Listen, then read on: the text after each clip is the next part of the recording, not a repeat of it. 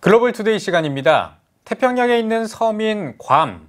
이 괌 하면 제일 먼저 떠오르는 이미지는 아마 아름다운 관광지일 겁니다. 네, 그런데 관광지가 아니라 선교지로서의 괌은 어떤 곳일지 괌에서 사역하고 있는 변성유 선교사에게 들어봤습니다. 먼저 태평양의 섬 괌에 대해 들어봤습니다. 안녕하세요. 괌에서 사역하는 변성유 목사입니다. 많은 한국 사람들이 괌을 방문하고 있습니다. 지난 한 해 동안에는 30만 명의 한국인들이 괌에 왔다고 합니다. 이렇게 많은 분들이 괌을 방문하고 찾아오고 계시는데 이 괌 땅을 오해하거나 잘 모르는 분이 많이 있습니다. 이 괌을 남태평양이라고 하는데 사실은 서태평양이라는 사실입니다. 그러니까 서태평양에서도 특별히 마이크로네시아라는 지역에 속했습니다. 이 마이크로네시아라는 말은 작은 섬들이라는 뜻입니다. 그러니까 괌이나 사이판이나 포나페나 하는 그 섬들 있는 지역을 이 마이크로네시아라고 합니다. 그러니까 괌은 서태평양이면서 마이크로네시아에 속해 있습니다. 네, 많은 사람들이 괌은 미국이라고 생각을 하고 있는데요. 이 부분과 관련해서도 오해가 있다고 합니다. 이어서 들어보시죠. 이 괌을 미국이라고 생각하는데 사실 미국이라기보다는 정확하게 말한다면 2차 세계대전 때에 미국이 일본에서 빼앗아 점령한 지역입니다. 그러니까 식민지입니다. 이 점령지고 식민입니다. 그러니까 미국 정부가 괌에 살고 있는 사람들에게 미국 시민권을 줍니다.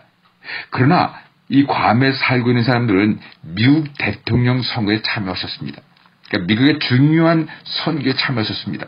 단지 이 괌의 거버너나 세네이터들을 뽑는 일에 투표를 할 수 있을 뿐입니다. 이런 면에서 볼 때에 괌은 미국이라 볼 수 없습니다. 또 올림픽 때에 괌 사람들은 괌 국기를 가지고 괌 선수들만 올림픽에 나가게 됩니다. 그러니까 미국 선수들과 하는 것이 아니라 괌 국기를 들고 괌 사람들이 올림픽에 참여하는 것입니다. 이런 모습을 볼 때에 이 괌은 미국이라기보다는 점령지구 식민입니다. 그래서 요사이 괌의 많은 사람들이 이제 식민지에서 탈출하자, 벗어나자는 운동이 벌어지고 있습니다.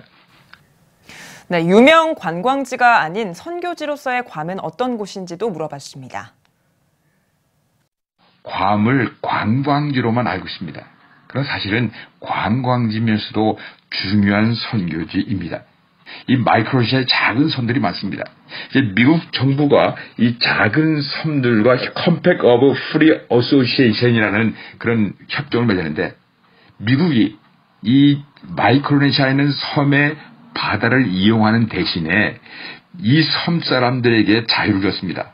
언제든지 미국에 들어와 살 수 있다. 그러니까 미국의 괌이나 또 하와이나 미국 어디든지 가서 미국 사람들과 동등한 대우를 받으면서 살 수 있다는 자격을 줬습니다. 그러다 보니까 이 괌 주변에 있는 많은 사람들이 괌이나 하와이에 들어서 살고 있습니다.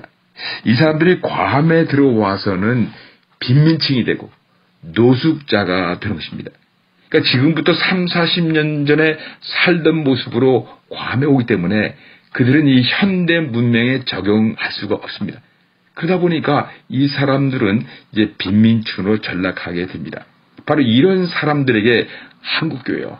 우리 한국 사람들은 하나님의 사랑을 전하고 복음을 전해서 하나님의 사람으로 훈련시킬 수가 있는 것입니다. 이런 면에서 볼 때 아주 좋은 선교지입니다. 우리가 괌 주변에 있는 섬에 가서 선교할 수 없습니다. 참 힘듭니다. 그러나 그 사람들이 괌에 와서 살고 있습니다. 그래서 이제 우리들은 그들을 접근할 수 있고 찾아가서 하나님의 사랑과 또 복음과 믿음의 놀라운 역사를 전할 수가 있는 것입니다.